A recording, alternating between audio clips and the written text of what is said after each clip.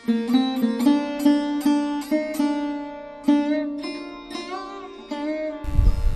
पहले कि मैं गांधी जी के आखिरी चंद दिनों की दास्तान आपके सामने पेश करूं, मैं कुछ चीज़ें आपके सामने रखना चाहता हूं। ये जो नज़्म है ये 70-80 बरस पहले लिखी गई थी, लेकिन हालात बहुत बदले नहीं हैं। हज़ारों ही तरीक़ों से हम अंग्रेज़ों को घेरे हैं, तवाफ़ उनके घरों का है, उन्हीं सड़कों के फेरे हैं, सवारी है उन्हीं की, राह उनकी और डाक उनकी, उन्हीं की फ़ौज है, उनकी पुलिस है और डाक उनकी, हवा में एयरशिप उनके, समंदर में जहाज़ उनके, अमल में हम किया करते हैं नामालूम राज उनके, उलूम उनके, ज़बां उनकी, प्रेस उनके, लुगात उनके, हमारी सारी ज़िंदगी के सारे अज्जा पर हैं हाथ उनके। बहुत ऐसे हैं जो तरके ताउन के भी कायल हैं, मगर ऊंचे जो हैं अक्सर तरफ इंग्लिश के मायल हैं। फ़कत ज़िद है जो कहती है कि जब अपनी ज़बां खोलो, हमारे पेशवाए मुल्क गांधी जी की जय बोलो। ये नज़्म जो मैंने आपको सुनाई, ये अकबर इलाहाबादी हमारे बहुत मशहूर शायर थे। अकबर इलाहाबादी को अक्सर हम तंज़ो मज़ाह का या ज़राफ़त का शायर समझते हैं, लेकिन गांधी जी के आने के पहले भी अकबर इलाहाबादी ने जो कॉलोनियल सरकार का जो एपरेटस था और जो उसका मटेरियल स्ट्रक्चर था, उस पर बहुत गहरी नज़र डाल रखी थी। जैसे महात्मा गांधी ने हिंद स्वराज में कॉलोनियल जो एपरेटस था, जिसने कॉलोनियल एपरेटस ने हमको लुभाया था, rule of law, judicially courts, higher judiciary, representative democracy, progress, civilisation, science, उन सब चीज़ों पे अकबर ने बहुत बारीकी से लिखा है। और अगर हिंद स्वराज को अकबर से मुआजना किया जाए तो बहुत कारामद चीज़ें निकल के आएंगी। जैसे एक एक छोटी छोटी चीज़ जो कॉलोनियल गवर्नमेंट ने हमारे यहाँ इंट्रोड्यूस की, पानी में नल आना, दिया सलाई, गैस की रोशनी, पेपरमिंट, इन तमाम चीज़ों पे अकबर की नज़र थी। तो मैं उस दास्तान से पहले अकबर का थोड़ा जिक्र करना चाहता हूँ कि बुद्धू मियाँ भी कह रहे गांधी के साथ हैं, बुद्धू मियाँ भी कह रहे गांधी के साथ हैं, वो खाके राह हैं मगर आंधी के साथ हैं, वो खाके राह हैं मगर आंधी के साथ हैं।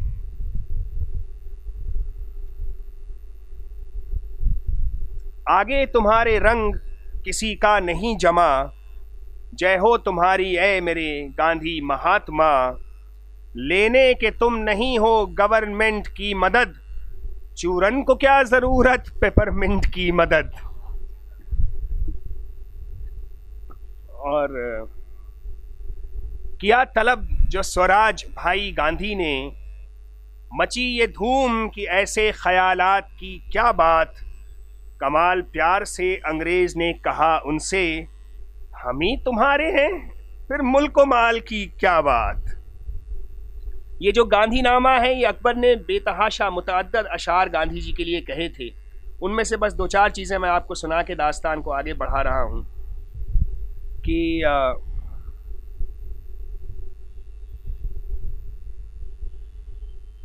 गांधी तो हमारा भोला है और शेख ने बदला चोला है, देखो तो खुदा क्या करता है, साहिब ने भी दफ्तर खोला है, ऑनर की पहेली भूजी है, हर एक को ताल्ली सूझी है, जो चोकर था वो सूजी है, जो माशा था वो तोला है, यारों में रकम अब कटती है, इस वक्त हुकूमत बटती है, कंपू से तो जुल्मत हटती है, बेनूर मोहल्ला टोला है, बेनूर मोहल्ला टोला है। और ये आखिरी कता, इसमें कोई 150 कतात हैं गांधी जी के बारे में और स्वराज के बारे में, जिनमें मुतअद्दिद पहलुओं से नॉन कोऑपरेशन यानी तर्क मवालात को अकबर ने अपनी कलम के ज़द में लिया। वो शेख की शेखी रह न गई, इस्लाम को बुत का राम किया, सरकार खफा क्यों होने लगी, गांधी ने तो चोखा काम किया, ठाकुर की जबरदस्ती न रही, दहकान की वो पस्ती न रही, सरकार की भी मर्जी थी यही, गांधी ने इलाका खाम किया।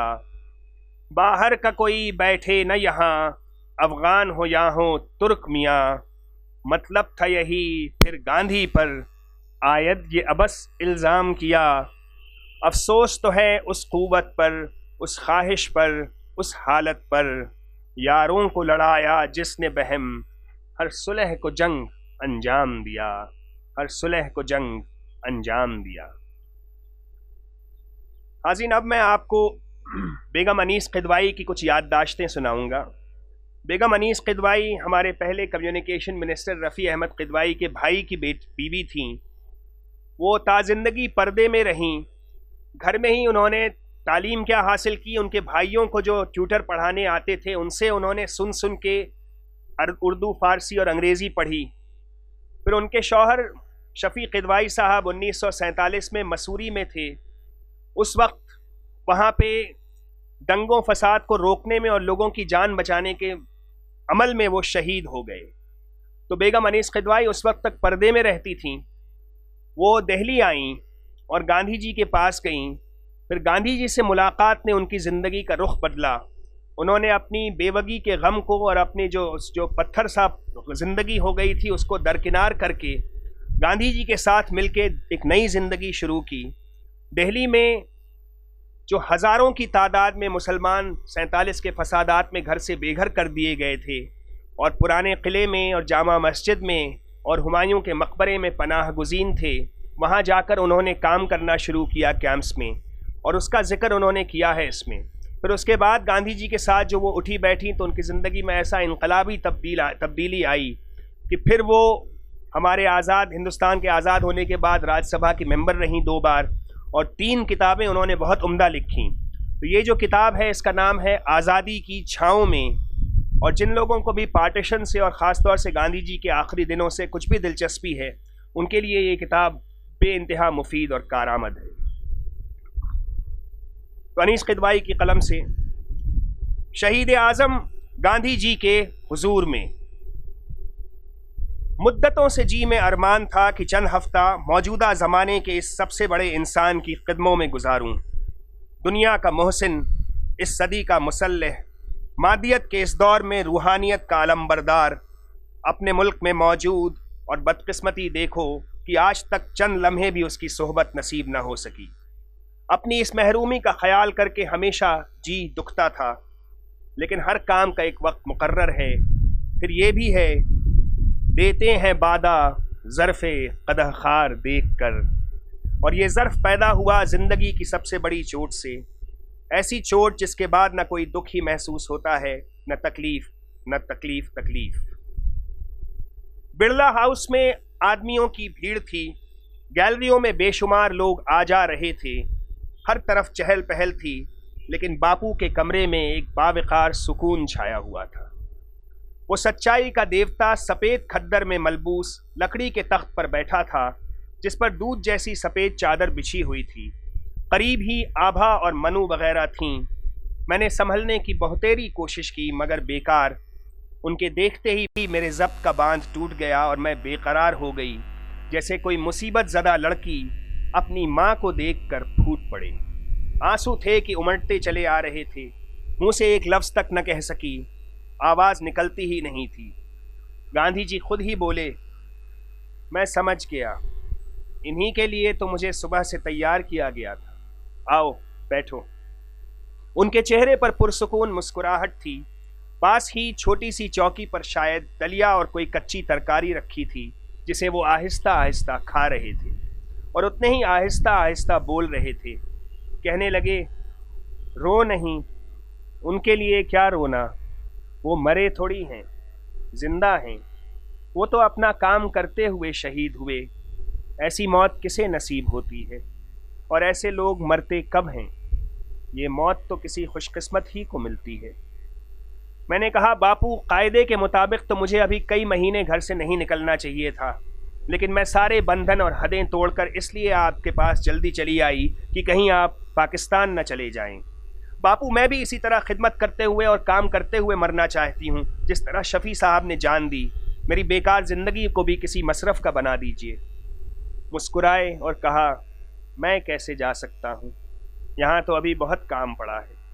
कलकत्ता तो दिल्ली के सामने एक खेल था, खिलौना, और जब तक ये सब खत्म न हो ले, जब तक हर एक मुसलमान बच्चा पहले की तरह बाहर न फिरने लगे, मैं कैसे जा सकता हूँ। उन दिनों तो लोग बस पागल हो रहे हैं। थोड़ी देर बाद बापू ने मुझसे कहा, सुशीला के पास चली जा, वो वहाँ मुस्लिम कैंप में कुछ करती है, वो बताएगी। सेवा करना तो अच्छी बात है, उससे मिल लो फिर आना। रोने की बात नहीं, सेवा करो और खुश रहो। क्या पता क्या कुछ कहा, और तो कुछ याद भी नहीं आता। मैं उठकर चली आई और शायद सीधी कैंप पहुंची सुशीला से मिलने। तो उन्होंने मरीजों को खाना पहुंचाने और तैयार करवाने का तरीका मुझे समझाया। जिंदगी के इस खतरनाक मोड़ पर आकर गांधी जी की रहबरी मुझे यहाँ न ले आती तो क्या होता, ये सवाल अब भी रह रहकर अपने आप से करती हूँ। जब दूसरी बार गांधी जी का सामना हुआ तो आंसू थम चुके थे, सुकून तारी हो गया था। उस वक्त बापू के इर्द गिर्द मनी बहन पटेल, सुभद्रा दत्ता और कई अजनबी लोग थे। सुभद्रा किसी मुस्लिम ऑफिसर का मुकदमा पेश कर रही थीं और बापू सुन रहे थे। मनी बहन ने सब कुछ सुनकर कहा, इस मुसलमान से बोलो सरदार से मिले और सब बात बताए।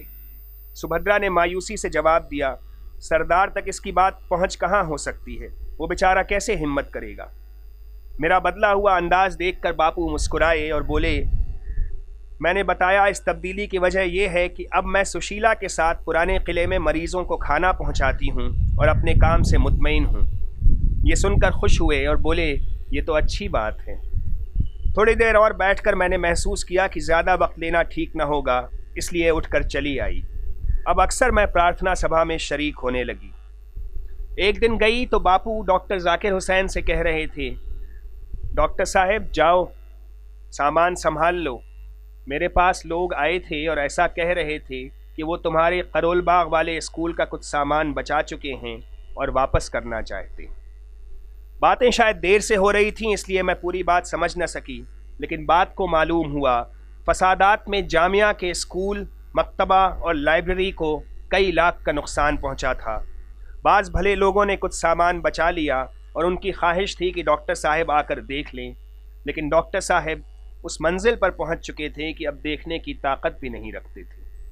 चोट बड़ी सख्त थी। स्कूल की बिल्डिंग का अफसोस न था, अपनी कीमती किताबों और बरसों की मेहनत का अफसोस था। वो टाल रहे थे। गांधी जी डॉक्टर साहब से आहिस्ता आहिस्ता बात कर रहे थे, लेकिन मैं कुछ सुन थोड़ी रही थी। मैं तो किसी और ही सोच में थी। माजी के 27 साल मेरी नज़रों में घूम रहे थे जब मैंने पहल बापू का नाम सुना। जब पहली बार अदम तशद्दुद और सच्चे रूहानी उसूलों पर सियासी पार्टी बनाने का चर्चा सुनकर मैंने अपने को तौला था। 1921 से लेकर अब तक की सारी उम्मीदें मुझे याद आईं। महात्मा जी के ऊंचे आदर्श, उनके मीठे बोल, उनकी सादा ज़िंदगी पर मुखालिफिन का तंज, कभी नंगा फ़कीर, दज्जाल गांधी, कभी मुसलमानों का सबसे बड़ा दुश्मन, हिंदुओं का नाश करने वाला, कभी महात्मा जी, और इस वक्त रिंद कहता है वली मुझको, वली रिंद मुझे। सारे ही सीन आंखों में फिर गए।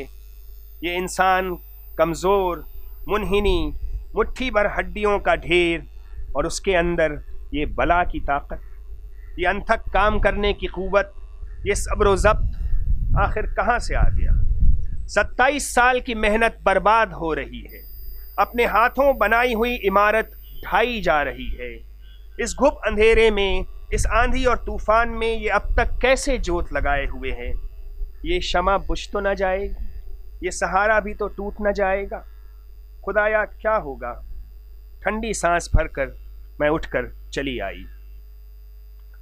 अक्टूबर नवंबर की दिल्ली एक खून में लिथड़ी हुई लाश थी, जिस पर सैकड़ों गिद्ध और चीलें मंडरा रही थीं कि इस बुढ़े निगहबान की ज़रा नज़र बचे या वो यहाँ से हटे और वो उस लाश की टिक्का बोटी कर डालें। कोई जगह महफूज नहीं थी। कोई दिल मुतमईन नहीं था, किसी के होठों पर मुस्कुराहट न थी। मोहब्बत का नाम व निशान मिट चुका था, हर तरफ नफरत का बोलबाला था। इधर मुसलमानों पर अरसे हयात तंग था, ज़मीन सख्त थी आसमान दूर। उधर पाकिस्तान के हिंदू मुसीबत ज़दा, बेसहारा बेकस, लुटे पुटे काफिला दर काफिला चले आ रहे थे। न कहीं शांति मिलती थी न सुकून।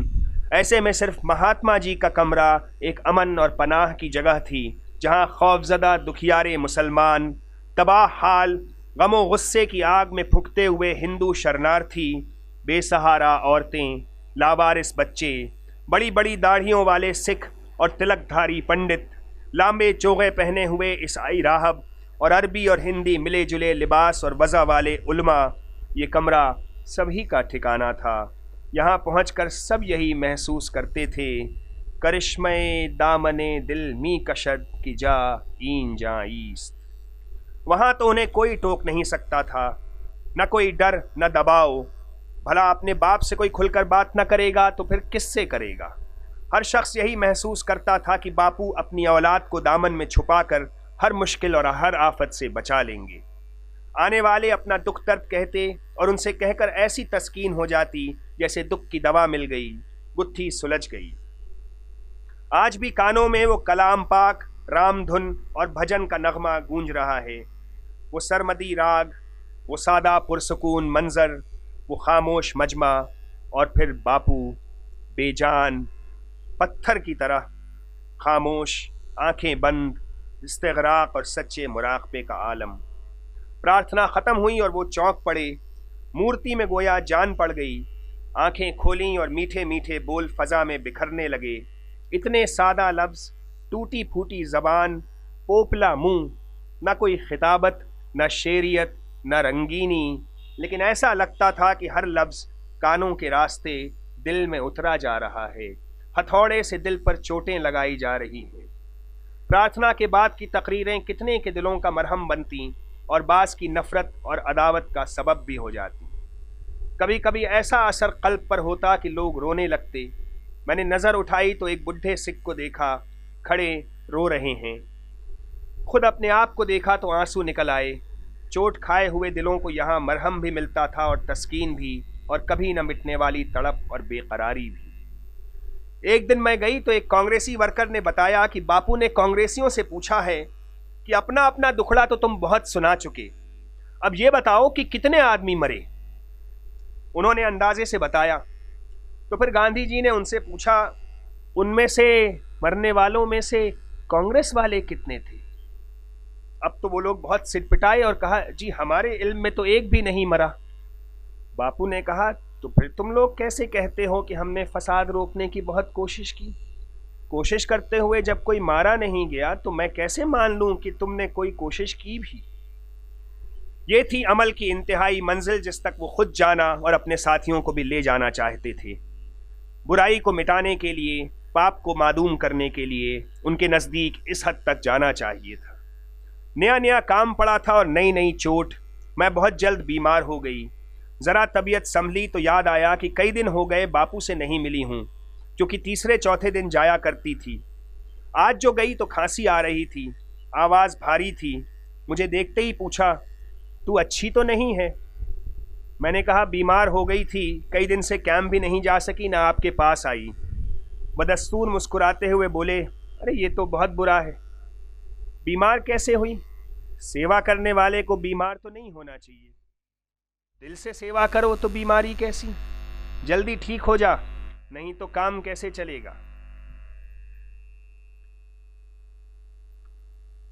एक दिन गई तो देखा कि एक गांव के उजड़ने और जायदाद के तबादले की कहानी कुछ लोग बापू को सुना रहे थे। बापू ने कहा, अच्छा मैं पूछूंगा और कल बताऊंगा। दूसरे दिन उन्होंने हमें बताया कि मैंने उस जिम्मेदार मुकामी अफसर से पूछा। वो कहता है, मैंने हुकूमत के एक रुकन से पूछकर ऐसा किया था। सुभद्रा ने कहा, मगर बापू, एक अफसर को तो जायदाद का लेन देन उस वक्त तक नहीं करना चाहिए था जब तक दोनों हुकूमतें फैसला न कर लेती। ऐसे अफसर को हटा देना चाहिए। बापू रंजीदा होकर बोले, ये ठीक है, उसको ऐसा नहीं करना चाहिए था, मगर उसने किया। और हटाने की जो बात तू कहती है तो फरिश्ते कहाँ से आएंगे? आजकल तो सब पागल ही हो रहे हैं। अजमेर से बलवे की खबर आ चुकी थी। बापू बहुत मुतासिर थे। अभी तक खबरें सिर्फ सरकारी जरिए से आई थीं। फिर अजमेर से कुछ कांग्रेसी आए और उन्होंने हकीकत हाल गांधी जी को सुनाई। वो लोग खुद दिल्ली आकर 3 जनवरी को पंडित जवाहरलाल को अजमेर ले गए। सही तारीख तो मुझे याद नहीं, शायद उसके बाद ही अजमेर से मिर्ज़ा अब्दुल कादिर बेग दिल्ली आए। मैं भी इत्तेफाक से मौजूद थी। अजमेर शरीफ की दर्दनाक हालत, पुलिस और फौज की ज़्यादतियाँ, राष्ट्रीय स्वयंसेवक संघ के मजालिम और हुक्काम की नाअहली, सब कुछ बयान करने के बाद उन्होंने कहा, सारे मुसलमान इस वक्त दरगाह में जमा हैं। बापू ने पूछा, कितनी बड़ी दरगाह है जो उसमें सब आ गए हैं? मैंने वो जगह देखी है। मिर्ज़ा साहब ने जवाब दिया, 7-8 हज़ार आदमी उसमें समा सकते हैं, बहुत जगह है उसमें। बापू ने कहा, मगर अजमेर की सारी आबादी तो सिर्फ इतनी न थी, बाकी लोग कहाँ गए? मिर्ज़ा बोले, कुछ पाकिस्तान गए, कुछ हैदराबाद, कुछ मारे गए, कुछ और जगहों पर मुंतशिर हो गए, कुछ टोंक भी चले गए। बापू ने सुकून से कहा, यही मैं पूछता। चूंकि गुफ्तगू मेरे पहुंचने से पहले शुरू हो चुकी थी, इसलिए मैं पूरा हाल न सुन सकी। और फिर 12 जनवरी का दिन आ गया। रात को ही खबर मिल गई थी कि कल 11 बजे व्रत शुरू हो जाएगा। सुबह सवेरे घर के सब लोग बिरला हाउस पहुंच गए। वहां कुछ लोग सहन और चबूतरे पर टहलते मिले, कुछ दूर खड़े हुए देख रहे थे। महात्मा जी खुले साइबान के नीचे हस्बे मामूल गाँव तकिए से लगे बैठे थे। आज सरदार पटेल उनसे बातें कर रहे थे। हम सबको सहन में ठहरने के लिए कहा गया, क्योंकि बातचीत अभी जारी थी। मजमा आहिस्ता आहिस्ता बढ़ता रहा। सरदार की मुलाकात तवील हो गई। हाजरीन में सभी परेशान थे। गांधी महात्मा जी का नन्हा पोता माँ की उंगली पकड़े हैरत के साथ इस मुस्तरब मजमे को देख रहा था। आखिरकार खाने का वक्त हो गया। पोते ने दादा के साथ खाने में शिरकत की। हालांकि उसकी माँ नहीं चाहती थी कि वो शरीक हो, क्योंकि बापू का खाना ही कितना होता था और ये जब भी आता है उनके संगतरे और तरकारी में साझा बन जाता है। इतने में एक साहब ने आकर कहा, आप लोगों को भी बापू से कुछ कहना है तो आ जाइए। हमें इसके सिवा और क्या कहना था कि बापू हम पर रहम कीजिए, दया कीजिए, मरण व्रत न रखिए, मगर किसी को हिम्मत न होती थी। पासे अदब माने था। बमुश्किल डरते डरते मैंने अपने आप को तैयार किया और चंद कदम के फासले से हस्बे मामूल सलाम किया। गांधी जी खुशदिली से मुस्कुराए और कहा, इतनी दूर से नज़र तो ठीक काम नहीं करती, लेकिन मैं पहचान गया जब तूने इस तरह सलाम किया। मैं सब जान गया। मैंने अर्ज़ की, बापू हम सब चाहते हैं, सारे काम करने वालों की आरजू है कि आप हमें 15 दिन की मोहलत और दे दीजिए। अगर जब तक हालात न ठीक हों तो व्रत रख लीजिएगा। और अब तो देखिए हाल बहुत कुछ ठीक हो चला है, शहर में भी अमन है।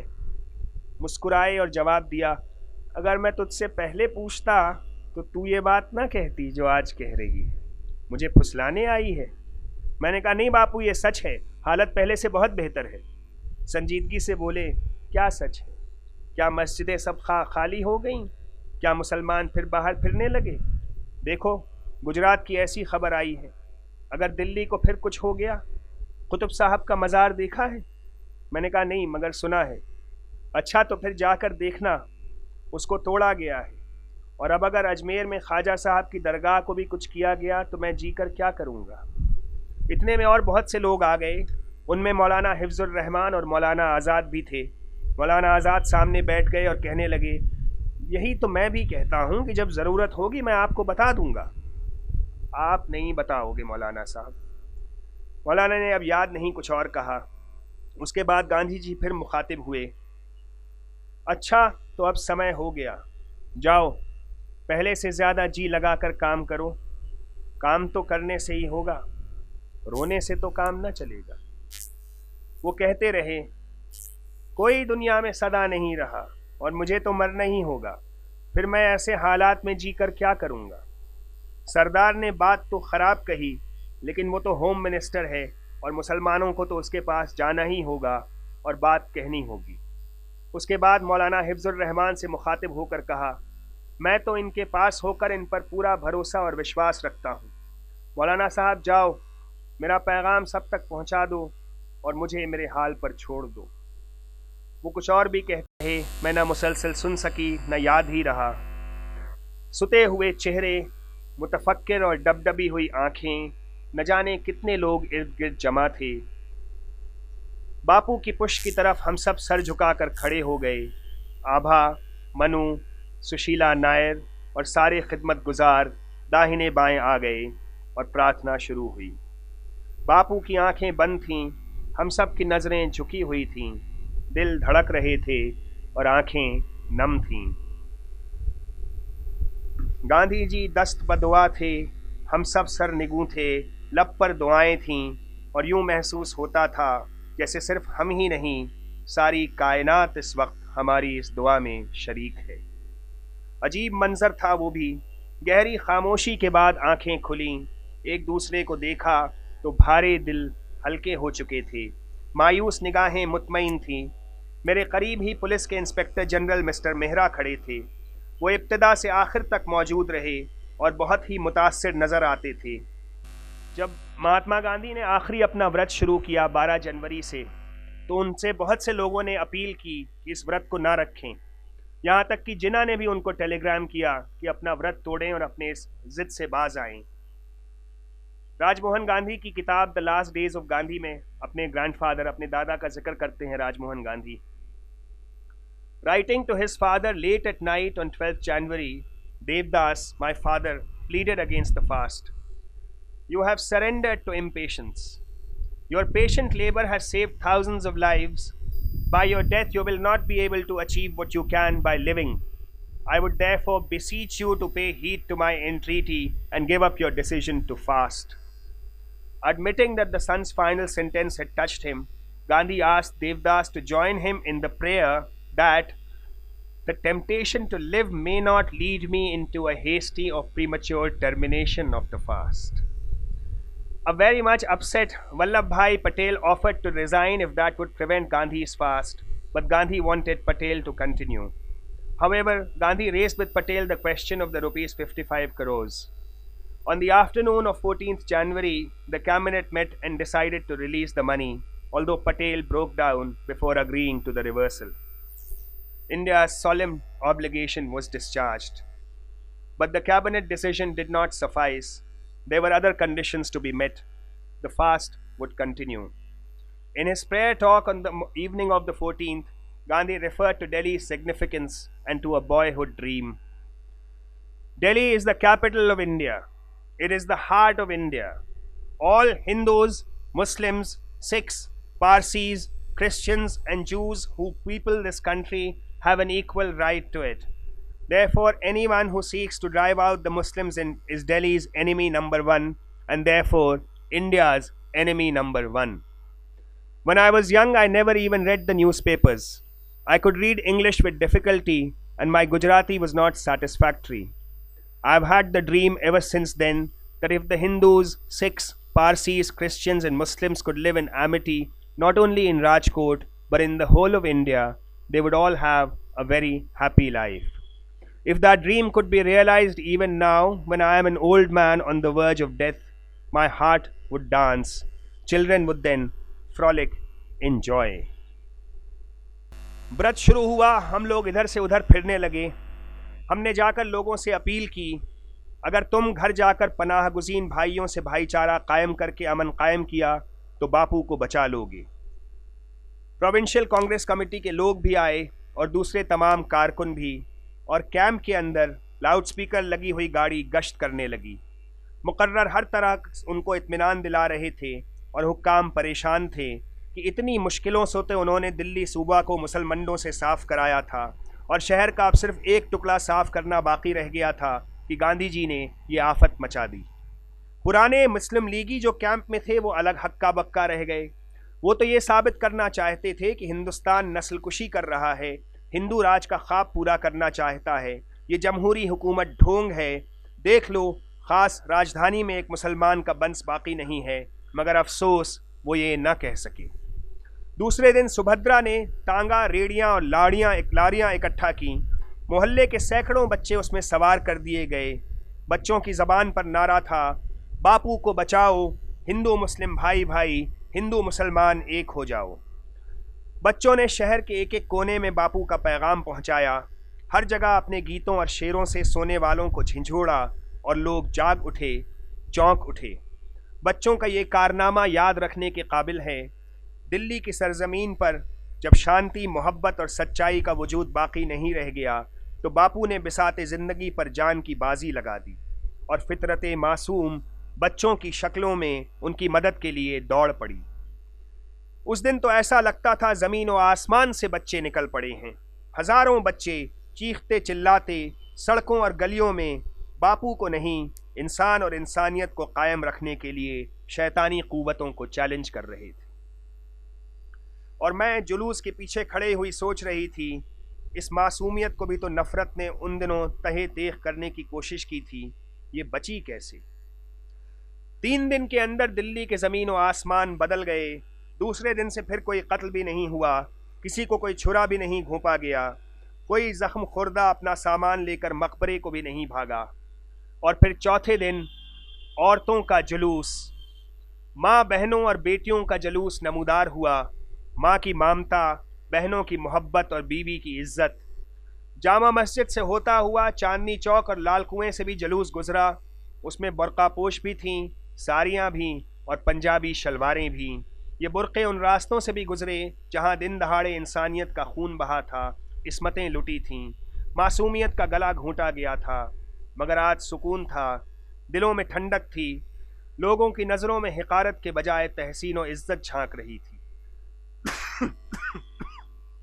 कॉलेजों की तमाम लड़कियां, स्कूल की छोटी बच्चियों का गिरोह और बड़ी उम्र की औरतें, सब मिलाकर 10,000 औरतों की बहुत लंबी कतार गुजरती रही। अगरचे अब भी एक लारी तेज तेज चलती हुई बिरला हाउस तक जाया करती थी और उसका नारा था, मुल्ला गांधी मुर्दाबाद, मोहम्मद गांधी मुर्दाबाद। और आज व्रत के तीसरे दिन वो दिल्ली क्लॉथ मिल के मजदूरों को एक जगह खड़ी हुई मिल गई। उन्होंने सबको पकड़कर खूब मरम्मत की। उसके बाद फिर लॉरी निकलती ज़रूर थी, मगर रुकती कहीं नहीं थी। तेज़ तेज़ चलती हुई मशहूर सड़कों से गुजरकर बिरला हाउस तक जाकर गायब हो जाती थी। मैं भी एक दिन लाल कुएं से गुजर रही थी कि चौराहे पर उसे ठहरा हुआ देखा। उस वक्त कोई साहब उस पर खड़े हुए तकरीर कर रहे थे और नारे लग रहे थे, मुसलमानों को निकालो, खून का बदला खून, गांधी को मरने दो। लेकिन व्रत के 5वें दिन किसमें ताकत थी कि ऐसा जुमला कह सके। 1 लाख सरकारी मुलाजिमों के दस्तखतों से अर्जदाश्त बापू के सामने पेश हुई। सरकारी अफसरों ने वादे किए, पुलिस ने अहद किया। ये सारी खबरें हम शहर में सुनते थे। बिरला हाउस जाने की हिम्मत न होती थी। मैं तो एक दिन प्रेयर मीटिंग में गई भी। बापू की कमज़ोर आवाज़ ने कुछ कहा भी, लेकिन कुछ याद नहीं।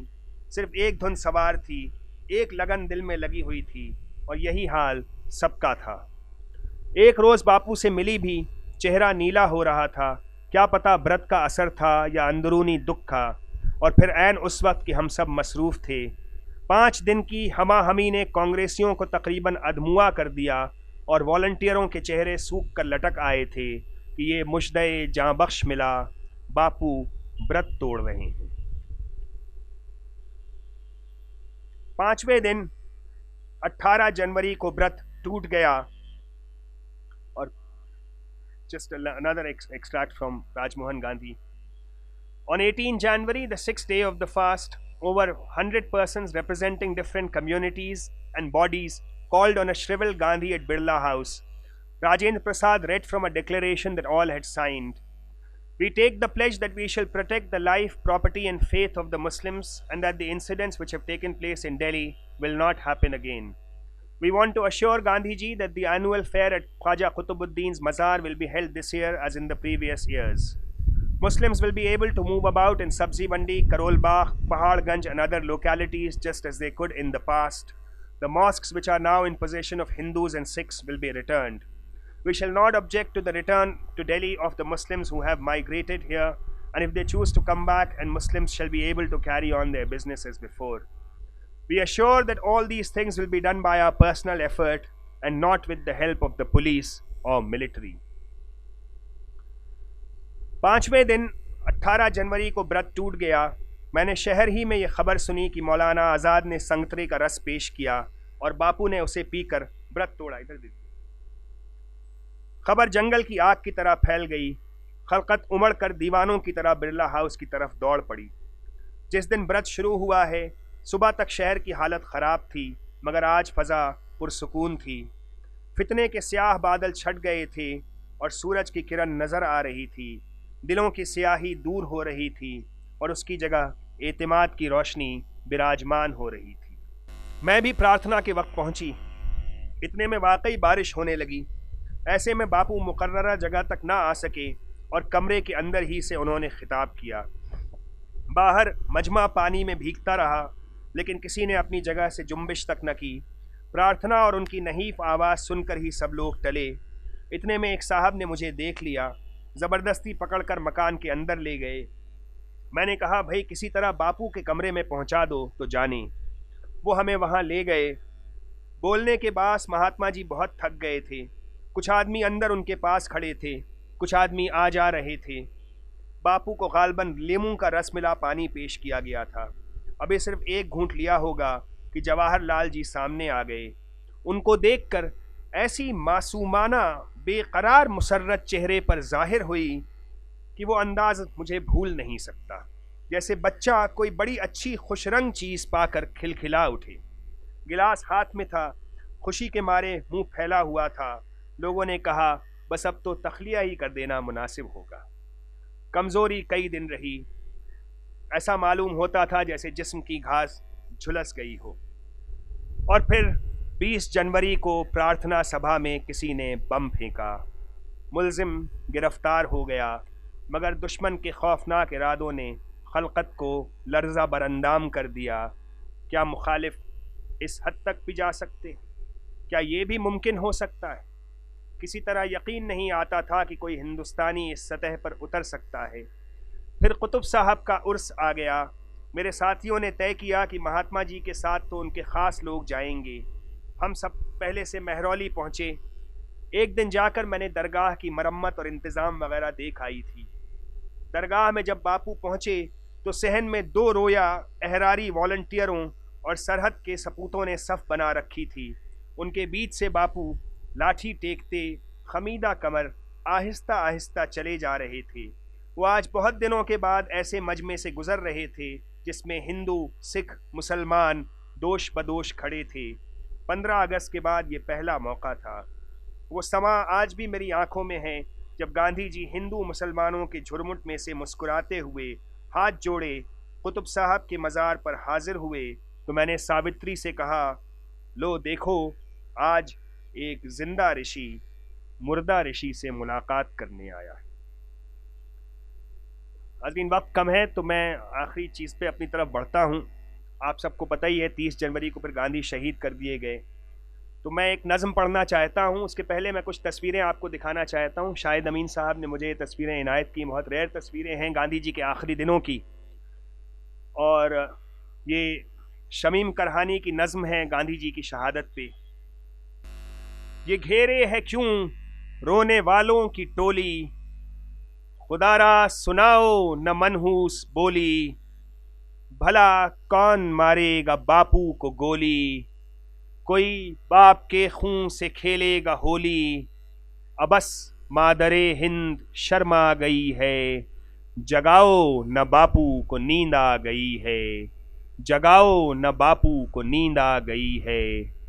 वो सोएगा क्यों जो है सबको जगाता, कभी मीठा सपना नहीं उसको भाता, वो आज़ाद भारत का है जन्मदाता, उठेगा न आंसू बहा देश माता, उदासी ये क्यों बाल बिखरा गई है, जगाओ न बापू को नींद आ गई है। वो हक के लिए तन से अड़ जाने वाला, निशां की तरह रन में गड़ जाने वाला, निहत्था हुकूमत से लड़ जाने वाला, बसाने की धुन में उजड़ जाने वाला, बिना जुल्म की जिससे थर्रा गई है, जगाओ न बापू को नींद आ गई है।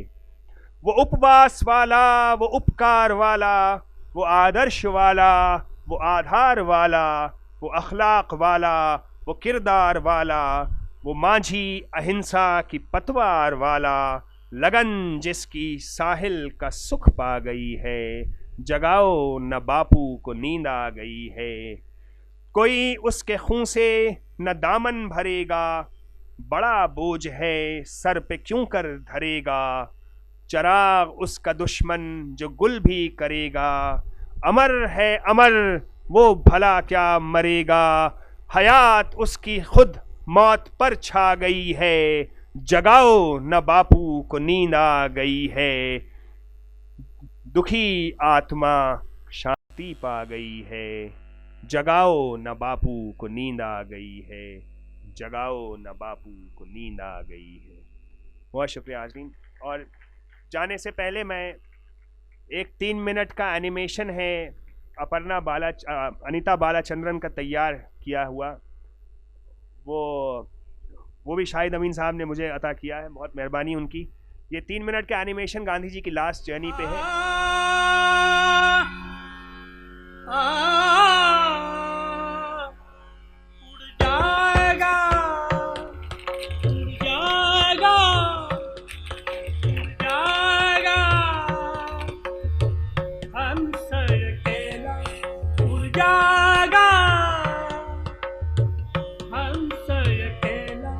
जगदर्शन का मेला, जगदर्शन का मेला।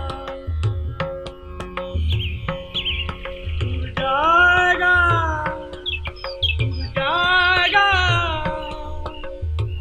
हंस अकेला, उड़ जाएगा, उड़ जाएगा हंस अकेला। जगदर्शन का मेला, जगदर्शन का मेला।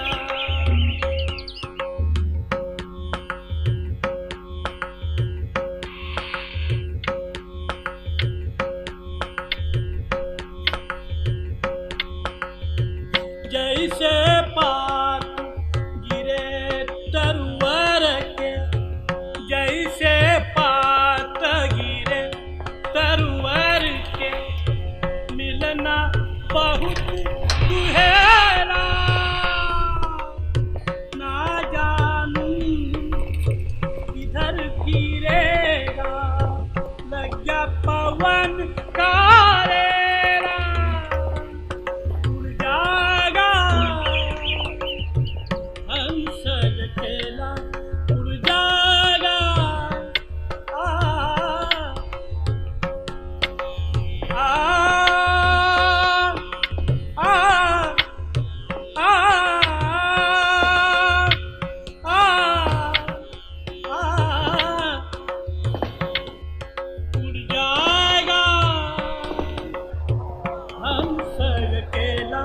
जगदर्शन का मेला, जगदर्शन का मेला।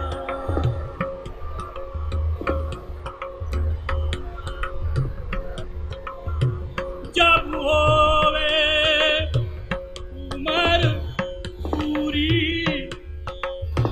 उमर पूरी, जब होवे उमर पूरी, जब छूटेगा हुकुम हुजूरी, जब छूटेगा हुकुम हुजूरी। जम के दूत बड़े मजबूत, जम के दूत बड़े मजबूत, जम से बड़ा झमेला।